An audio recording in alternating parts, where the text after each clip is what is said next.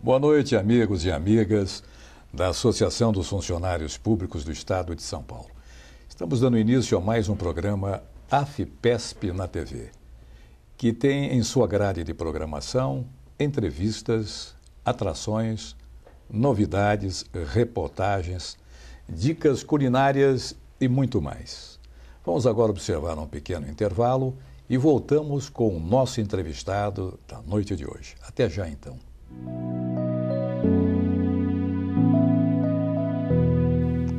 Olá, amigos da FIPESP e público da TV Aberta.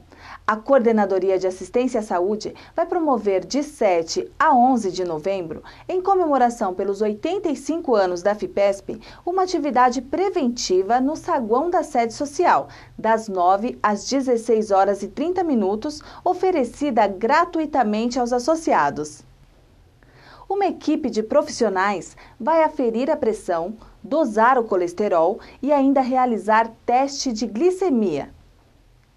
Participe e cuide de sua saúde para ter uma vida longa, como a FIPESP, que há 85 anos inova sua forma de relacionamento associativo. Anote, a sede social fica à Rua Doutor Bittencourt Rodrigues, 155, Sé, São Paulo. Lembre-se, cuidar de sua saúde também é um gesto de amor para a sua família.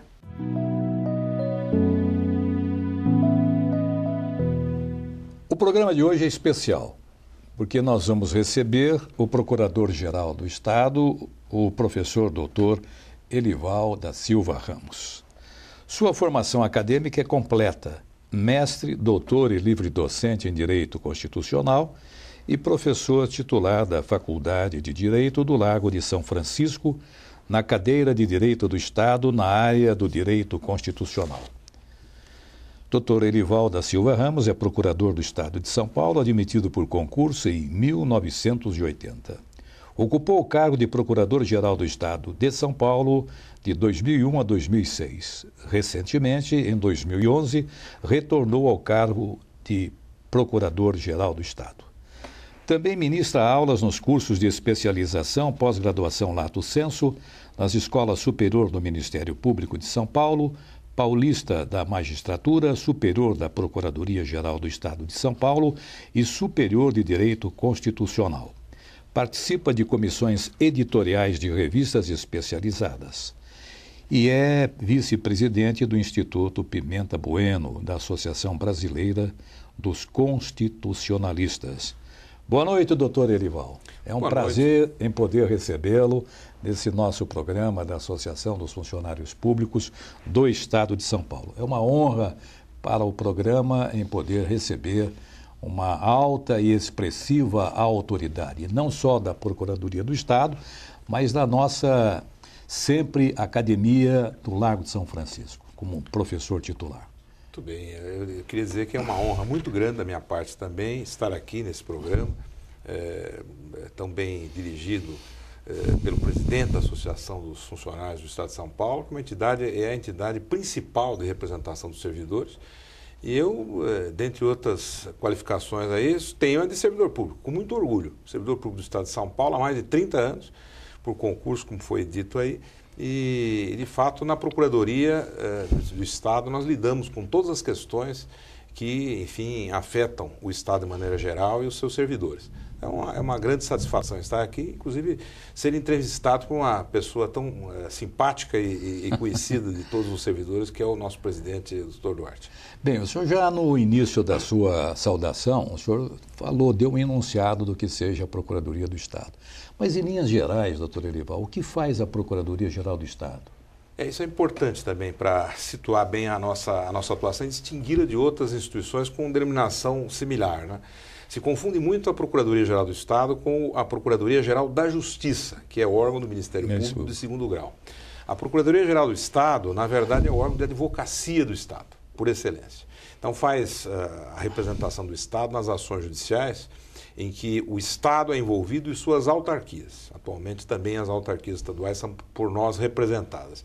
E além desse trabalho em juízo, isso pode ser tanto como réu, autor ou interveniente, também tem um serviço consultivo. E nós estamos, nesse serviço, presentes em todas as secretarias de Estado, porque temos as consultorias jurídicas que fazem assessoramento jurídico, dão consultas para os secretários, para as autoridades da pasta. Seria uma subprocuradoria? Não, na verdade, nós temos 3 grandes subprocuradorias que são, vamos dizer assim, supervisões de área, né? São órgãos de supervisão. Há uma para o contencioso tributário fiscal, especializada nessa área, outra no contencioso geral, que aí apanha patrimônio imobiliário, as ações de servidores, etc., e outra que é a de consultoria, justamente. E temos órgãos especializados na área de consultoria, como, por exemplo, hoje, no Gabinete do Procurador-Geral, está a Assessoria Técnico-Legislativa, que elabora os projetos de lei, está conosco no Gabinete do Procurador-Geral. A Assessoria Jurídica do Gabinete é o órgão que, na verdade, elabora os despachos do governador.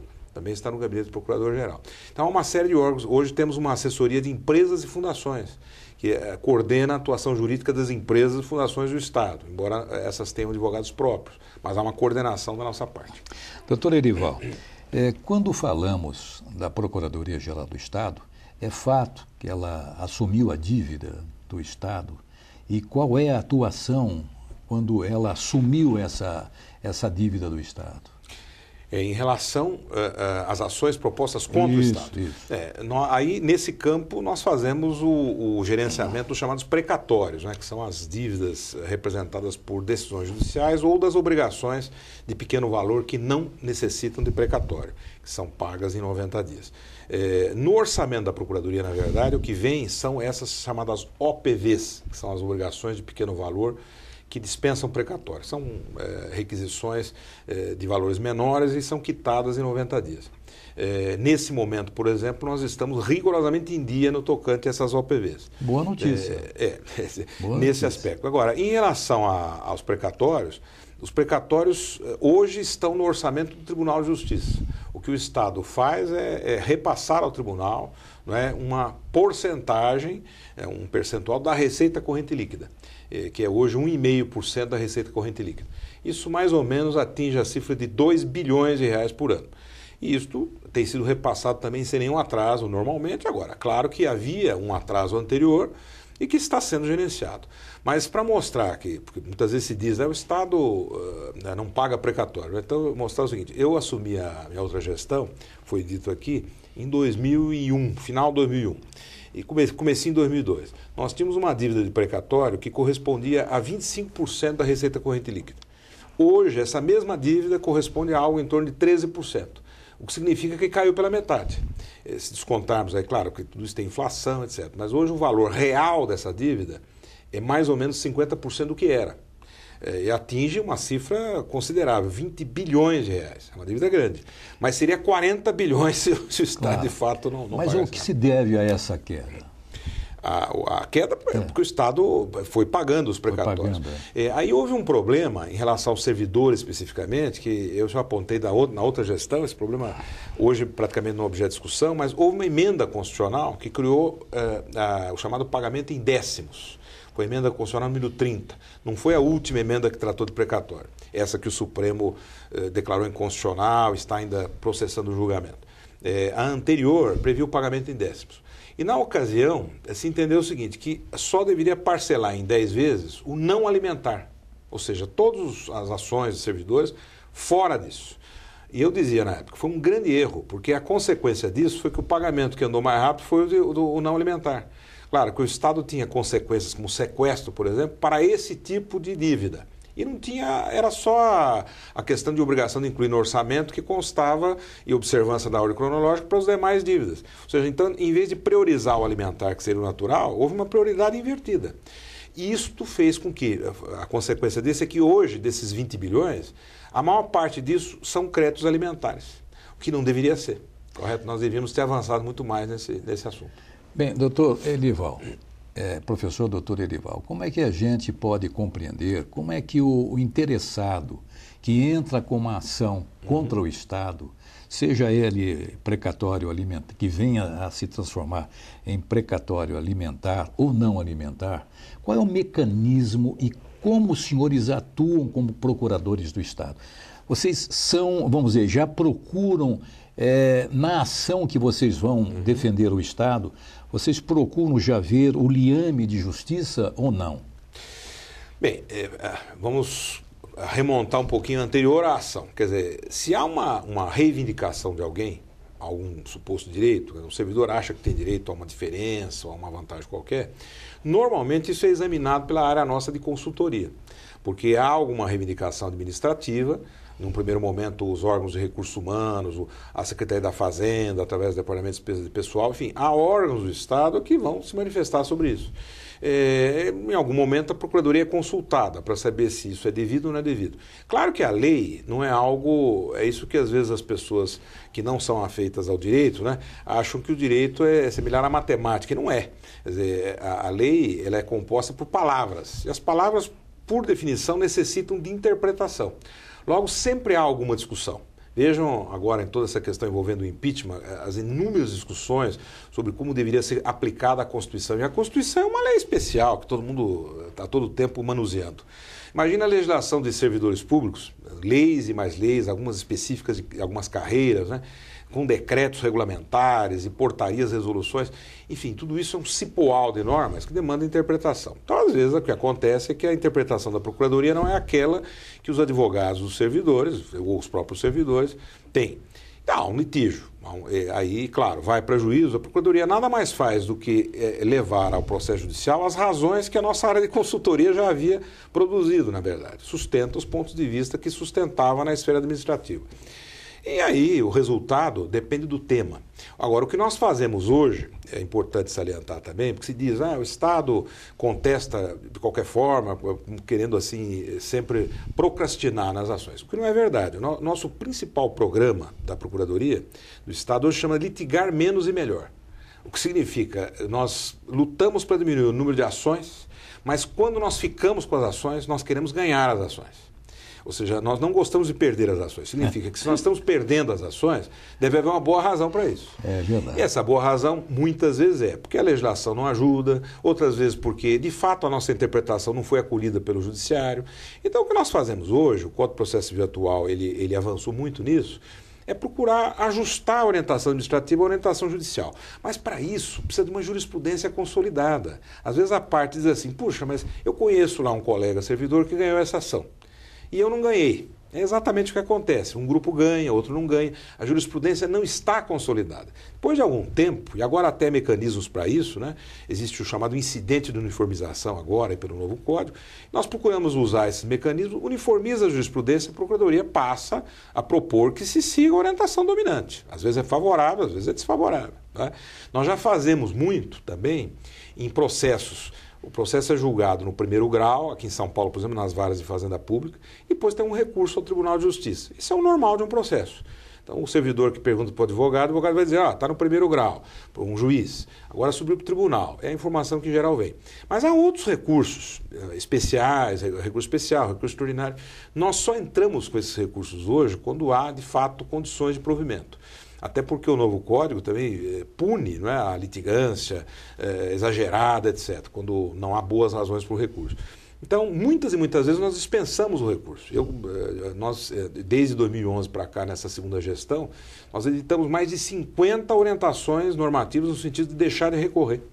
Mais de 50. Então, a imagem hoje que deve ficar mais autêntica é que a Procuradoria, de fato, é um litigante duro, porque tem técnicos altamente competentes, defende muito bem as questões do Estado. Agora, não quer dizer que vá brigar, como se diz assim, dar murro em ponta de faca, quer dizer, quando percebe que a causa não é boa. Ao contrário.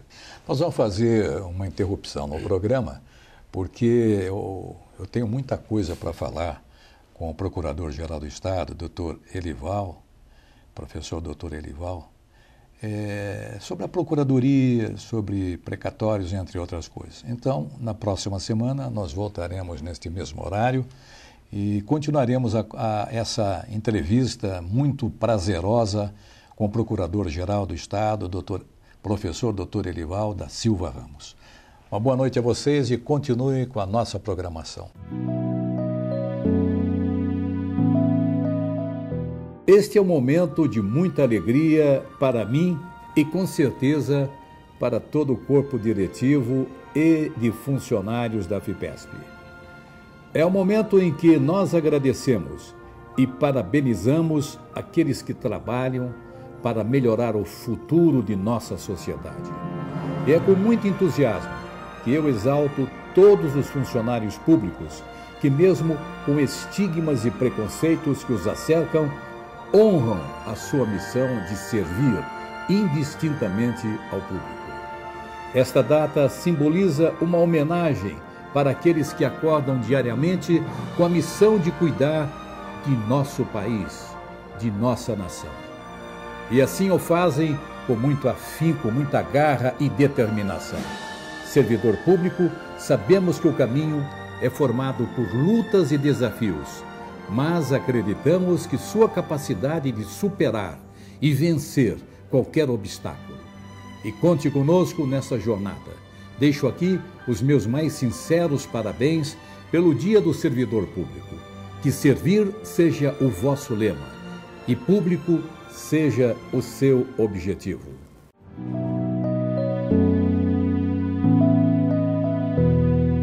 Boa noite, associados e público da TV Aberta. A Coordenadoria Social promoveu uma importante palestra na sede no dia 5 de outubro sobre a degeneração macular e diabetes. O tema foi apresentado pelo vice-chefe do Departamento de Oftalmologia da Unifesp, Dr. Michel Eide Fará. Para entender um pouco, acompanhe nossa reportagem.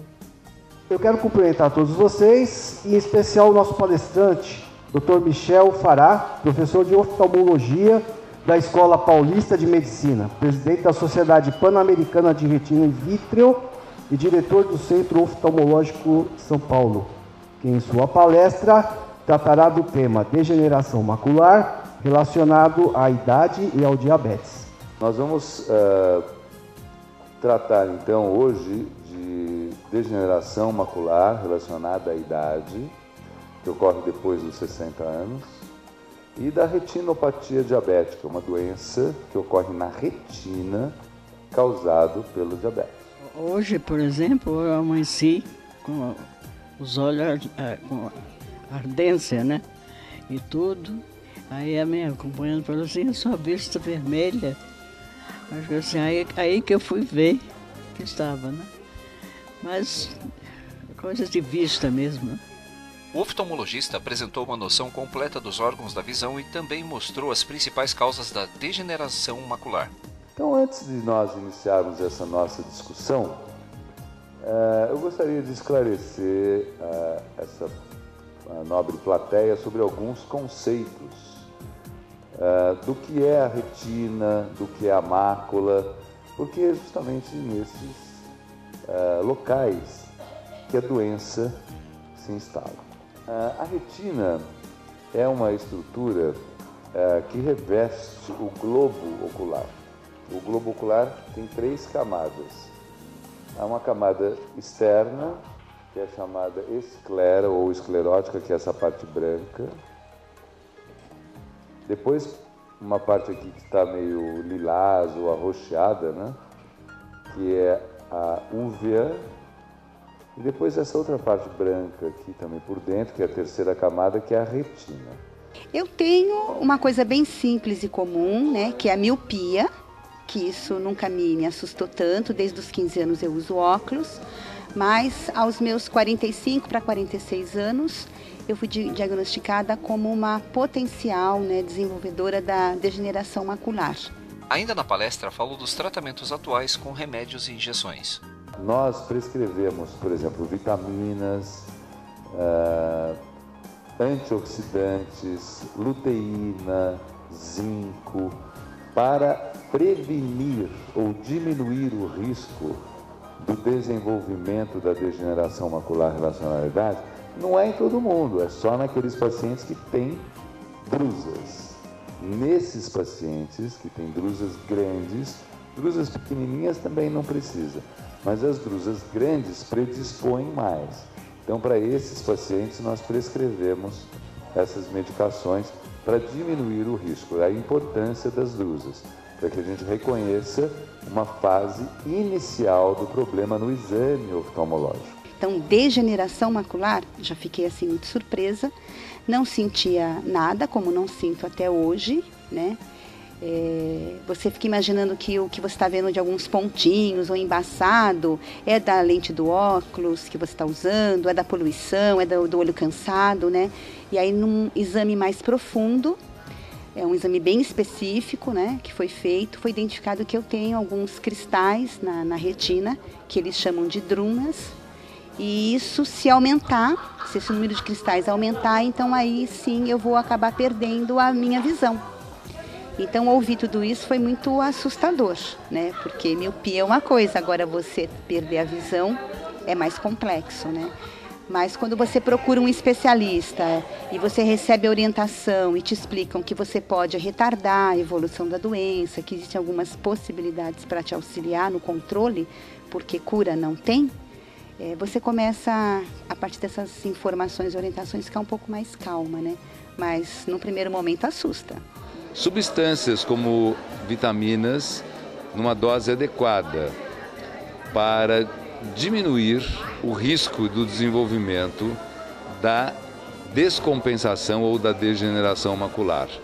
Vitaminas, antioxidantes, pigmentos como luteína, zeaxantina, todos numa dose adequada, zinco também, são substâncias que em conjunto diminuem o risco do desenvolvimento da degeneração macular, principalmente naqueles pacientes que já tiveram um olho afetado, acometido ou com baixa de visão pela doença.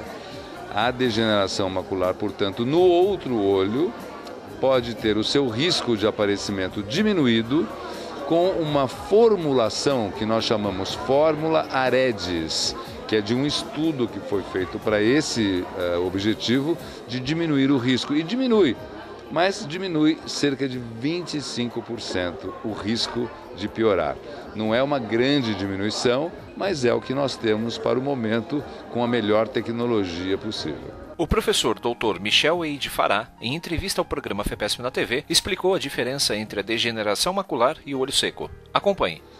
O olho seco, assim chamado, é uma deficiência da lubrificação da superfície anterior do bulbo ocular, ou seja, uma alteração do nosso sistema de lágrima.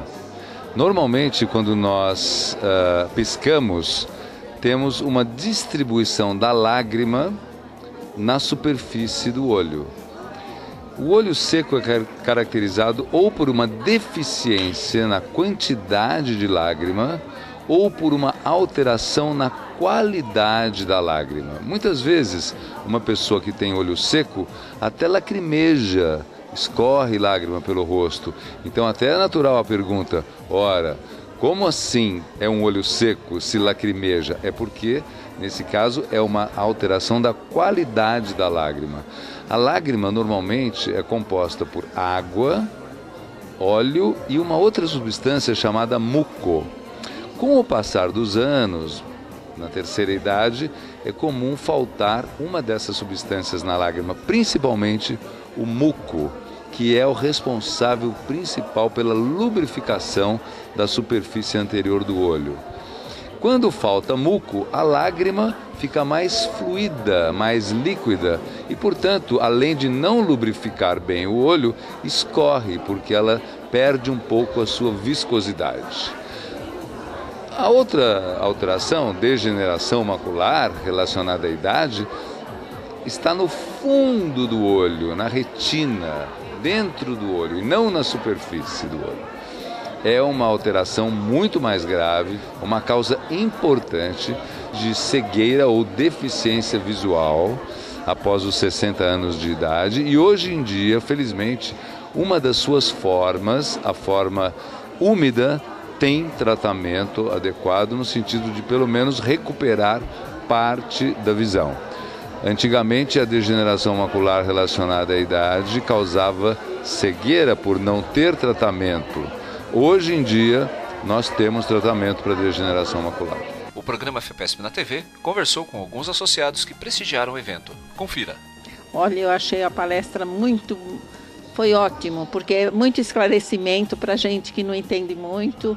E assim, por exemplo, eu não sabia do meu problema e eu tô com edema macular, então para mim foi ótimo. Fiquei muito contente e esclareceu também para quem tem catarata e outros problemas.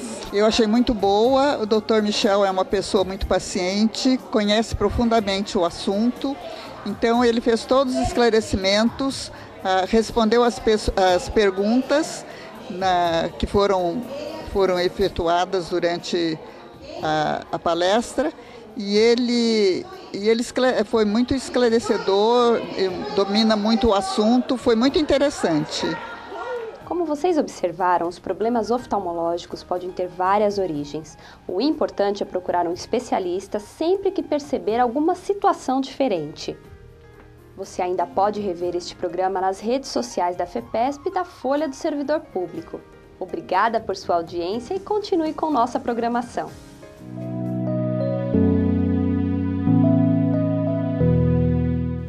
Boa noite, amigos da FEPESP e público da TV aberta.